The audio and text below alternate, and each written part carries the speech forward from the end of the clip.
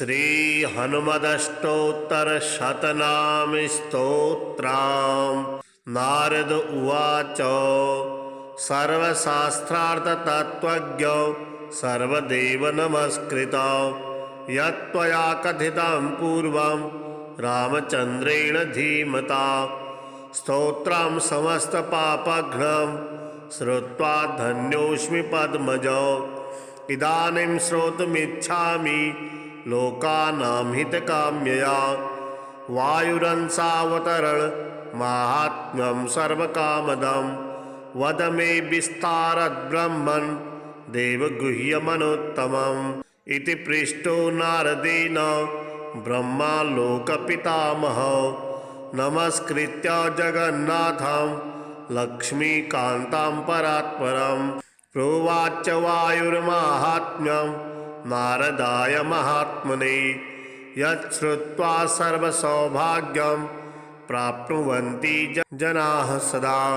ब्रह्मोवाच इदं रहस्यं पापघ्नं वायुरष्टोत्तरं शतं विष्णुना लोकनाथेन रमायै कथितं पुरा। रमा मामाह यद्दिव्यं तत्ते वक्ष्यामि नारद इदं पवित्रं पापघ्नं श्रद्धया हृदि धारय। ॐ हनुमाञ्जनपुत्रो वायुर्सूनुर्महाबलः रामदूतो हरिश्रेष्ठः सूरीकेसरी नन्दनः सूरश्रेष्ठो महाकायो वज्री वज्रपहारवान् महासत्तो महारूपो ब्रह्मण्यो ब्राह्मणप्रियो मुख्यप्राणो महाभीमः पूर्णप्रज्ञो महागुरुः ब्रह्मचारी वृक्षधरः पुण्यः श्रीरामकिङ्करः सीताशोकविनाशी च सिंहिका प्राणनाशकः मैनाकगर्भभङ्गस्य छायाग्रहनिवारकः लङ्कामोक्षप्रदो देवः सीतामार्गणतत्परः रामाङ्गुलिप्रदाता च सीताहर्षविवर्धनः महारूपधरो दिव्यो यशोकवननाशकः मन्त्रीपुत्रहरो वीरः पञ्चसेनाग्रमर्दनः दशकण्ठसुतघ्नश्च ब्रह्मास्त्रवशगोव्ययः दशास्यशलापपरो लङ्कापुरविदाहकः तीर्णाब्धिः कविराजस्य कवियूथप्ररञ्जकः चूडामणिप्रदाता च श्रीवत्सः प्रियदर्शकः कौपीनकुण्डलधरः कनकाङ्गदभूषणः सर्वशास्त्रसुसम्पन्नः सर्वज्ञो ज्ञानदोत्तमः मुख्यप्राणो महावेगः शब्दशास्त्रविशारदः बुद्धिमान् सर्वलोकेशः सुरेशो लोकरञ्जकः लोकनाथो महादर्पः सर्वभूतभयापः रामवाहनरूपस्य सञ्जीवाचलभेदकः कपीनां प्राणदाता च लक्ष्मणप्राणरक्षकः रामपादसमीपस्थो लोहिताशो महाहनुः रामसन्देशकर्ता च भरतानन्दवर्धनः रामाभिषेकलोष्लस्य रामकार्यधुरन्धरः कुन्तीगर्भसमुत्पन्नो भीमो भीमपराक्रमः लाक्षागृह विनिर्मुक्तो हिडिम्बासुरमर्दनः धर्मानुजः पाण्डुपुत्रो धनञ्जयसहायवान् बकासुरवधोद्युक्तस्तद्ग्रामपरिरक्षकः भिक्षाहाररतो नित्यं कुलालगृहमध्यगः पाञ्चाल्योद्वाहे सञ्जातः सम्मोदो बहुकान्तिमान् विराटनगरे गूढः चरकीचकमर्दनः दुर्योधननिहन्ता च जरासन्धविमर्दनः सौगन्धिकापहर्ता च द्रौपदी प्राणवल्लभः पूर्णबोधो व्यासशिष्यो यतिरूपो महामतिः दुर्वादिगजसिंहस्य तर्कशास्त्रस्य खण्डकः बौद्ध्यागमविवेत्ता च सांख्यशास्त्रस्य दूषकः द्वैतशास्त्रप्रणेता च वेदव्यासमतानुगः पूर्णानन्दः पूर्णसत्त्वः पूर्णवैराग्यसागरः इति श्रुत्वा नारदस्तु वायुश्चरितमद्भुतं मुदा परमया युक्तः स्तोत्रं समुपचक्रमे रामावतारजाताय हनुमद्रूपिणे नमः वासुदेवस्य भक्ताय भीमसेनाय ते नमः वेदव्यासमतोद्धार कर्ते पूर्णसुखाय च दुर्वदादिध्वान्तचन्द्राय पूर्णबोधाय ते नमः गुरुराजाय धन्याय कंजनेत्राय ते नमः दिव्यरूपाय शान्ताय नमस्ते यतिरूपिणे स्वानन्तस्तवासुदेवाय सच्चित्ताय नमो नमः अज्ञानतिमिरारकाय व्यासशिष्याय ते नमः अथा विवन्द्य पितरं ब्राह्मणं नारदो मुनिः परिक्रम्य विनिर्यातु वासुदेवं हरिं स्मरन् अष्टोत्तरं शतं दिव्यं वायुसूनोर्महात्मनः यः पठेत् श्रद्धया नित्यं सर्वबन्धनात् प्रमुच्यते सर्वरोगी विनिर्मुक्तः सर्वपापैर्न लिप्यते राज्यवश्यं भवे नित्यं स्तोत्रस्यास्य प्रभावतः भूतग्रहनिवृत्तिश्च प्रजावृद्धिश्च जायते आयुरारोग्यमैश्वर्यं बलं कीर्तिं लभेत् पुमान् यः पठेत् वायुश्चरितं भक्त्या परमया युतः सर्वज्ञानसमायुक्तः स याति परमं पदम् सर्वशास्त्रार्थतत्त्वज्ञ सर्वदेव नमस्कृता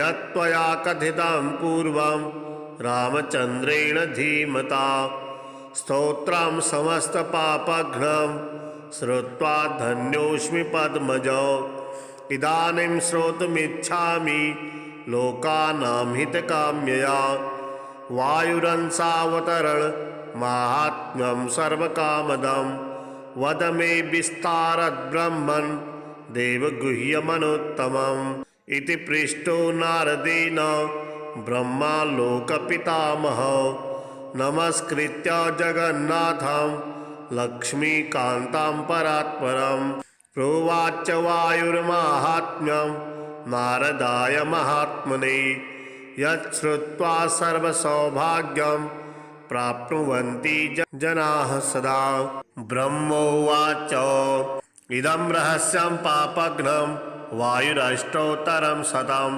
विष्णुना लोकनाथेन रमायै कथितं पुरा रमा मामाह यद्दिव्यं तत्ते वक्ष्यामि नारद इदं पवित्रं पापघ्नं श्रद्धया हृदि धारय ॐ हनुमाञ्जनापुत्रो वायुर्सूनुर्महाबलः रामदूतो हरिश्रेष्ठ सूरीकेशरीनन्दनः सूरश्रेष्ठो महाकायो वज्री वज्रपहारवान् महासत्तो महारूपो ब्रह्मण्यो ब्राह्मणप्रियो मुख्यप्राणो महाभीमः पूर्णप्रज्ञो महागुरुः ब्रह्मचारी वृक्षधरः पुण्यः श्रीरामकिङ्करः सीताशोकविनाशी च सिंहिका प्राणनाशकः मैनाकगर्भभङ्गस्य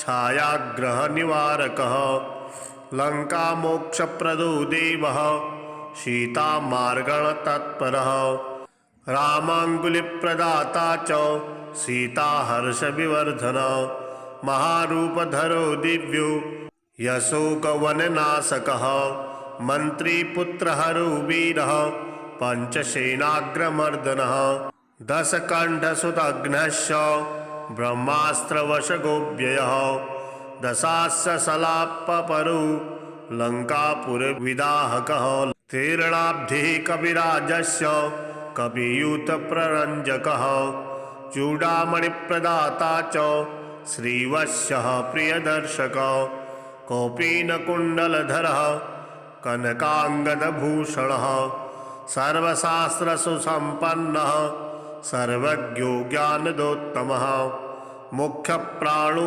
महावेगः शब्दशास्त्रविशारदः बुद्धिमान् सर्वलोकेशः सुरेशो लोकरञ्जकः लोकनाथो महादर्पः सर्वभूतभयापः रामवाहनरूपस्य सञ्जीवाचलभेदकः कपीनां प्राणदाता च लक्ष्मणप्राणरक्षकः रामपादसमीपस्थो लोहिताशो महाहनुः रामसन्देशकर्ता च भरतानन्दवर्धनः रामाभिषेकलोश्लस्य रामकार्यधुरन्धरः कुन्तीगर्भसमुत्पन्नो भीमो भीमपराक्रमः लाक्षागृह विनिर्मुक्तो हिडिम्बासुरमर्दनः धर्मानुजः पाण्डुपुत्रो धनञ्जय सहायवान्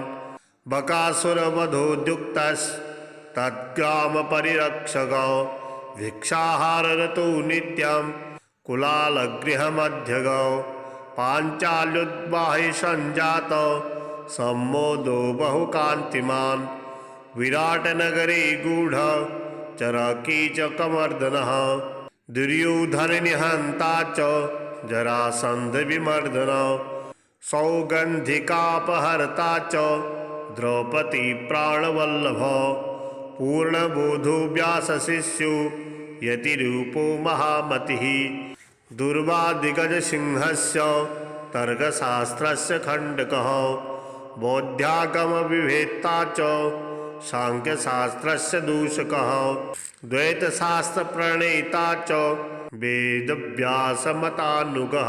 पूर्णानन्दः पूर्णसत्त्वः पूर्णवैराग्यसागरः इति श्रुत्वा नारदस्तु वायुश्चरितमद्भुतं मुदा परमया युक्तः स्तोत्रं समुपचक्रमे रामावतारजाताय हनुमद्रूपिणे नमः वासुदेवस्य भक्ताय भीमसेनाय ते नमः वेदव्यासमतोद्धार कर्ते पूर्णसुखाय च दुर्वदादिध्वान्तचन्द्राय पूर्णबोधाय ते नमः गुरुराजाय धन्याय कञ्जनेत्राय ते नमः दिव्यरूपाय शान्ताय नमस्ते यतिरूपिणे स्वानन्तस्तवासुदेवाय सच्चित्ताय नमो नमः अज्ञानतिमिरारकाय व्यासशिष्याय ते नमः अथाविवन्द्यपितरं ब्राह्मणं नारदो मुनिः परिक्रम्य विनिर्यातु वासुदेवं हरिं स्मरन् अष्टोत्तरं शतं दिव्यं वायुसूनोर्महात्मनः यः पठेत् श्रद्धया नित्यं सर्वबन्धनात् प्रमुच्यते सर्वरोगी विनिर्मुक्तः सर्वपापैर्न लिप्यते राज्यवश्यं भवे नित्यं स्तोत्रस्यास्य प्रभावतः भूतग्रहनिवृत्तिश्च प्रजावृद्धिश्च जायते आयुरारोग्यमैश्वर्यं बलं कीर्तिं लभेत् पुमान् यः पठेत् वायुश्चरितं भक्त्या परमया युतः सर्वज्ञानसमायुक्तः स याति परमं पदम् सर्वशास्त्रार्थतत्त्वज्ञ सर्वदेव नमस्कृतः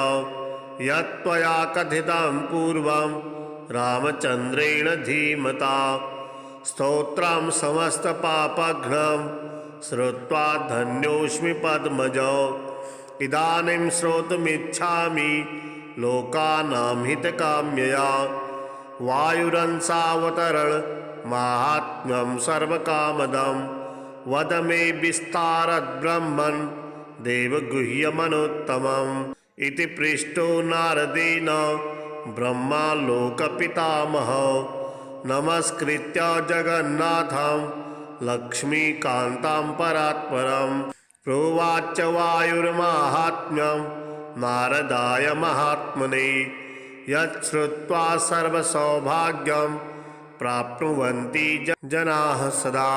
ब्रह्मोवाच इदं रहस्यं पापघ्नं वायुरष्टोत्तरं शतं विष्णुना लोकनाथेन रमायै कथितं पुरा। रमा मामाह यद्दिव्यं तत्ते वक्ष्यामि नारद। इदं पवित्रं पापघ्नं श्रद्धया हृदि धारय। ॐ हनुमाञ्जनपुत्रो वायुर्सूनुर्महाबलः रामदूतो हरिश्रेष्ठः सूरीकेसरीनन्दनः। सूरश्रेष्ठो महाकायो वज्री वज्रपहारवान् महासत्तो महारूपो ब्रह्मण्यो ब्राह्मणप्रियो। मुख्यप्राणो महाभीमः पूर्णप्रज्ञो महागुरुः ब्रह्मचारी वृक्षधरः पुण्यः श्रीरामकिङ्करः। सीताशोकविनाशी च सिंहिका प्राणनाशकः मैनाकगर्भभङ्गस्य छायाग्रहनिवारकः।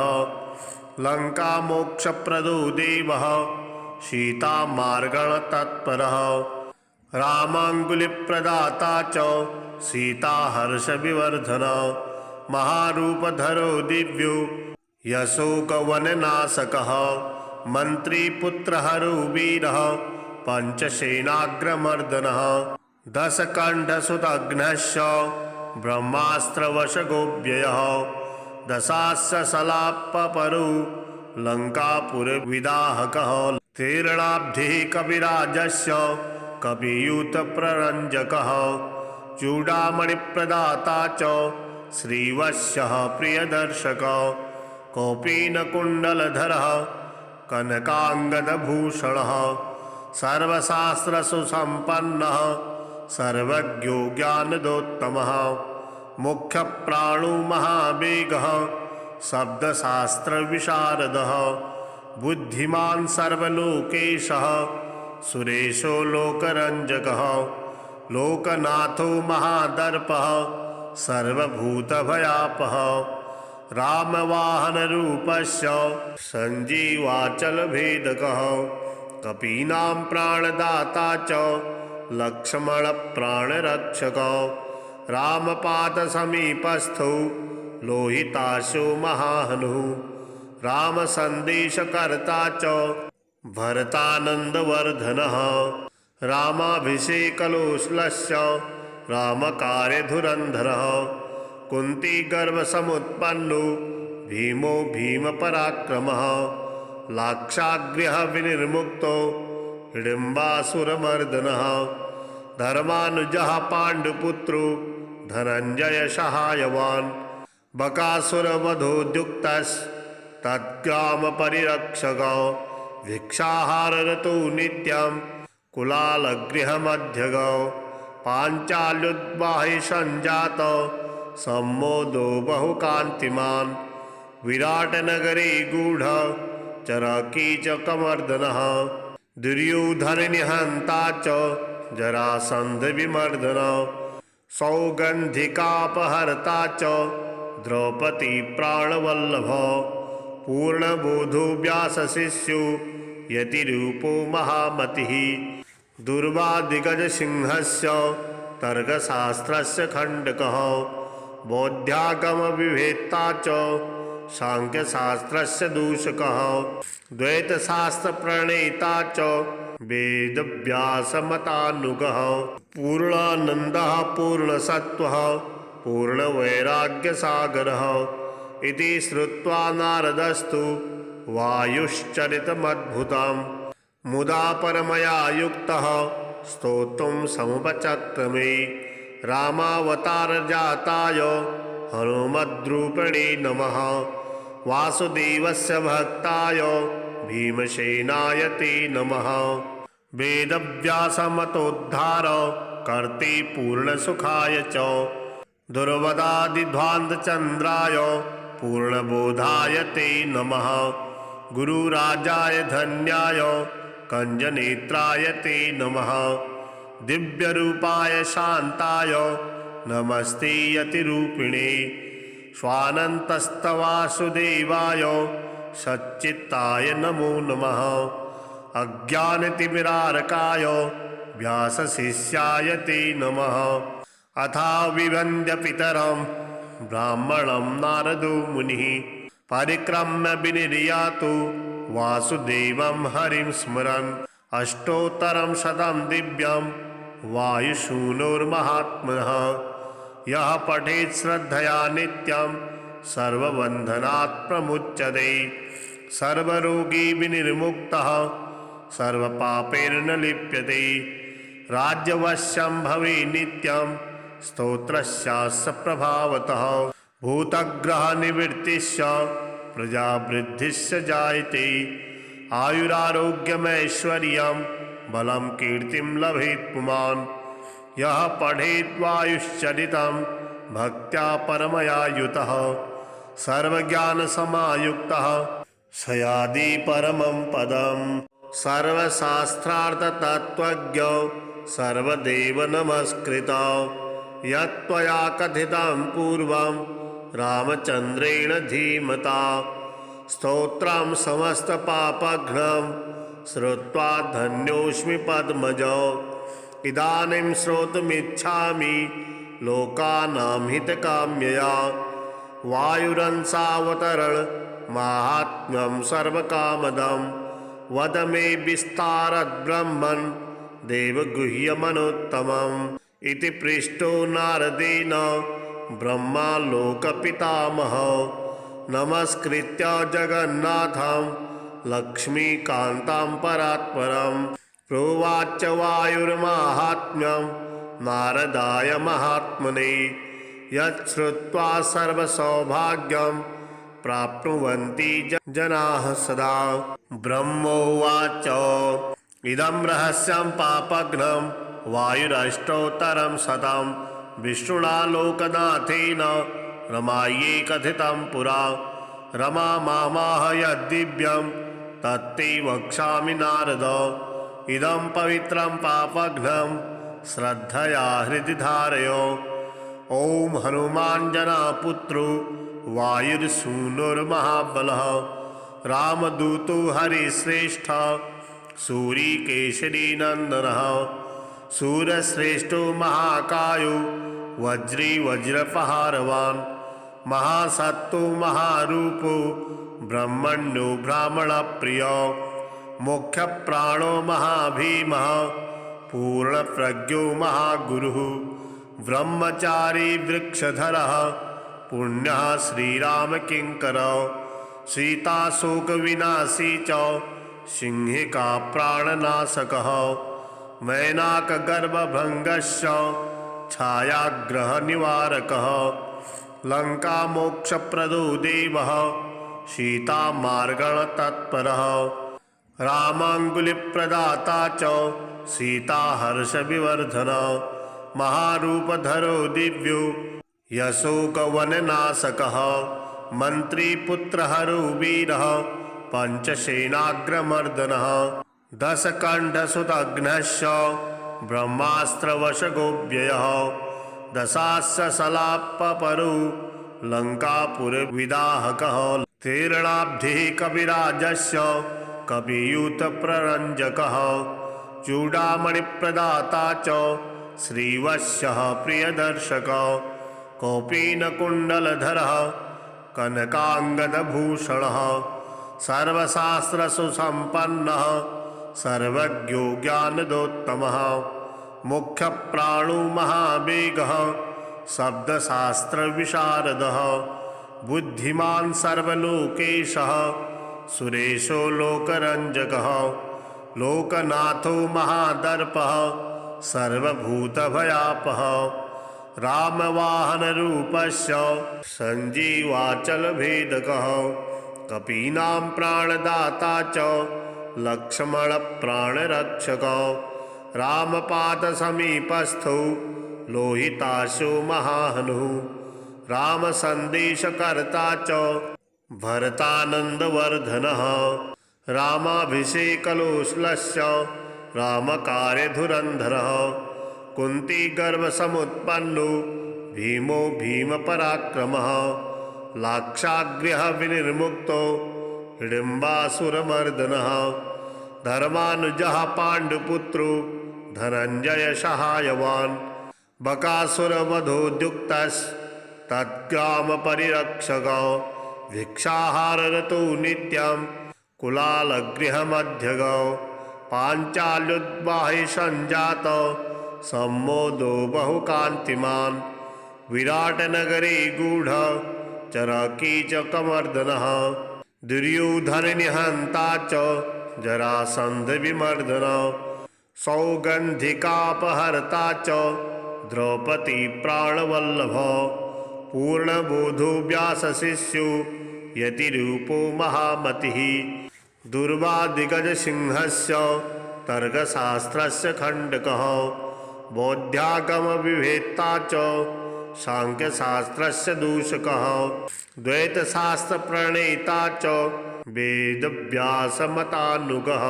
पूर्णानन्दः पूर्णसत्त्वः पूर्णवैराग्यसागरः इति श्रुत्वा नारदस्तु वायुश्चरितमद्भुतं मुदा परमया युक्तः स्तोत्रं समुपचक्रमे रामावतारजाताय हनुमद्रूपिणे नमः वासुदेवस्य भक्ताय भीमसेनाय ते नमः वेदव्यासमतोद्धार कर्ते पूर्णसुखाय च दुर्वदादिध्वान्तचन्द्राय पूर्णबोधाय ते नमः गुरुराजाय धन्याय कञ्जनेत्राय ते नमः दिव्यरूपाय शान्ताय नमस्ते यतिरूपिणे स्वानन्तस्तवासुदेवाय सच्चित्ताय नमो नमः अज्ञानतिमिरारकाय व्यासशिष्याय ते नमः अथाविवन्द्यपितरं ब्राह्मणं नारदो मुनिः परिक्रम्य विनिर्यातु वासुदेवं हरिं स्मरन् अष्टोत्तरं शतं दिव्यं वायुसूनोर्महात्मनः यः पठेत् श्रद्धया नित्यं सर्वबन्धनात् प्रमुच्यते सर्वरोगी विनिर्मुक्तः सर्वपापैर्न लिप्यते राज्यवश्यं भवे नित्यं स्तोत्रस्यास्य प्रभावतः भूतग्रहनिवृत्तिश्च प्रजावृद्धिश्च जायते आयुरारोग्यमैश्वर्यं बलं कीर्तिं लभेत् पुमान् यः पठेत् वायुश्चरितं भक्त्या परमया युतः सर्वज्ञानसमायुक्तः स याति परमं पदम् सर्वशास्त्रार्थतत्त्वज्ञ सर्वदेव नमस्कृतः यत्त्वया कथितं पूर्वं रामचन्द्रेण धीमता स्तोत्रं समस्तपापघ्नं श्रुत्वा धन्योऽस्मि पद्मजो इदानीं श्रोतुमिच्छामि लोकानां हितकाम्यया वायुरंसावतरण माहात्म्यं सर्वकामदं वद मे विस्तारद्ब्रह्मन् देवगुह्यमनोत्तमम् इति पृष्टो नारदेन ब्रह्मा लोकपितामहः नमस्कृत्य जगन्नाथं लक्ष्मीकान्तं परात्परं प्रोवाच वायुर्माहात्म्यं नारदाय महात्मने यच्छ्रुत्वा सर्वसौभाग्यं प्राप्नुवन्ति जनाः सदा ब्रह्मोवाच इदं रहस्यं पापघ्नं वायुरष्टोत्तरं शतं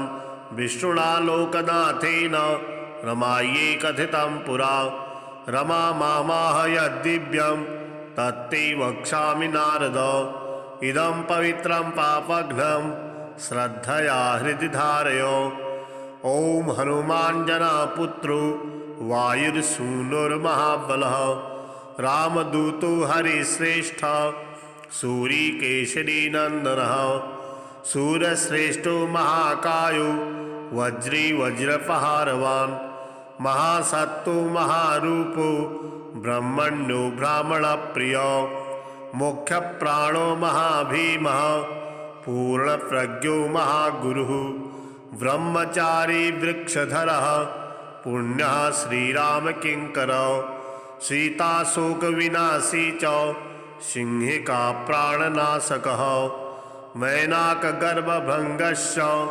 छायाग्रहनिवारकः लङ्कामोक्षप्रदो देवः सीतामार्गणतत्परः रामाङ्गुलिप्रदाता च सीताहर्षविवर्धनः महारूपधरो दिव्यो यशोकवननाशकः मन्त्रीपुत्रहरो वीरः पञ्चसेनाग्रमर्दनः दशकण्ठसुतघ्नश्च ब्रह्मास्त्रवशगोव्ययः दशास्यशलापपरो लङ्कापुरविदाहकः तीर्णाब्धिः कविराजस्य कवियूथप्ररञ्जकः चूडामणिप्रदाता च श्रीवत्सः प्रियदर्शकः कौपीनकुण्डलधरः कनकाङ्गदभूषणः सर्वशास्त्रसुसम्पन्नः सर्वज्ञो ज्ञानदोत्तमः मुख्यप्राणो महावेगः शब्दशास्त्रविशारदः बुद्धिमान् सर्वलोकेशः सुरेशो लोकरञ्जकः लोकनाथो महादर्पः सर्वभूतभयापः रामवाहनरूपस्य सञ्जीवाचलभेदकः कपीनां प्राणदाता च लक्ष्मणप्राणरक्षकः रामपादसमीपस्थो लोहिताशो महाहनुः रामसन्देशकर्ता च भरतानन्दवर्धनः रामाभिषेकलोष्लस्य रामकार्यधुरन्धरः कुन्तीगर्भसमुत्पन्नो भीमो भीमपराक्रमः लाक्षागृह विनिर्मुक्तो हिडिम्बासुरमर्दनः धर्मानुजः पाण्डुपुत्रो धनञ्जय सहायवान् बकासुरवधोद्युक्तस्तद्ग्रामपरिरक्षकः भिक्षाहाररतो नित्यं कुलालगृहमध्यगः पाञ्चाल्योद्वाहि सञ्जातः सम्मोदो बहुकान्तिमान् विराटनगरे गूढः चरकीचकमर्दनः दुर्योधननिहन्ता च जरासन्धविमर्दनः सौगन्धिकापहर्ता च द्रौपदी प्राणवल्लभः पूर्णबोधो व्यासशिष्यो यतिरूपो महामतिः दुर्वादिगजसिंहस्य तर्कशास्त्रस्य खण्डकः बौद्धागमविवेत्ता च सांख्यशास्त्रस्य दूषकः द्वैतशास्त्रप्रणेता च वेदव्यासमतानुगः पूर्णानन्दः पूर्णसत्त्वः पूर्णवैराग्यसागरः इति श्रुत्वा नारदस्तु वायुश्चरितमद्भुतं मुदा परमया युक्तः स्तोत्रं समुपचक्रमे रामावतारजाताय हनुमद्रूपिणे नमः वासुदेवस्य भक्ताय भीमसेनाय ते नमः वेदव्यासमतोद्धार कर्ते पूर्णसुखाय च दुर्वदादिध्वान्तचन्द्राय पूर्णबोधाय ते नमः गुरुराजाय धन्याय कञ्जनेत्राय ते नमः दिव्यरूपाय शान्ताय नमस्ते यतिरूपिणे स्वानन्तस्तवासुदेवाय सच्चित्ताय नमो नमः अज्ञानतिमिरारकाय व्यासशिष्याय ते